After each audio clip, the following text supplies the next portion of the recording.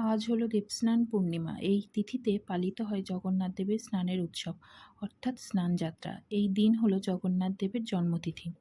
হিন্দু ধর্মাবলম্বীদের কাছে এটি খুব পবিত্র উৎসব। স্নানযাত্রা উপলক্ষে জগন্নাথ, বলরাম ও সুভদ্রা দেবীকে স্নান বেদিতে আনা হয় গর্ভগৃহ থেকে এবং ভক্তদের দর্শনের অনুমতি দান করা হয়। স্নানযাত্রার ৩ কূপের জল মন্ত্র দ্বারা শুদ্ধ করে ১০৮ কলস জলে বিগ্রহগুলোকে স্নান করানো হয়।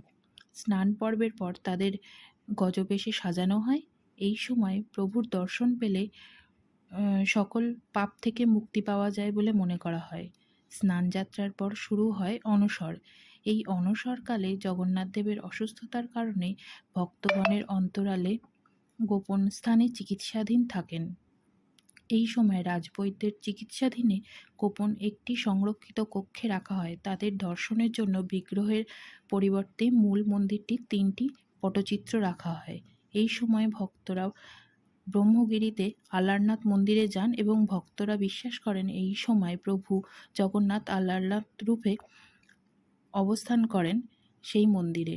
জগতের নাথ জগন্নাথ সকলের মঙ্গল করুন। শতকোটি প্রণাম প্রভুর চরণে।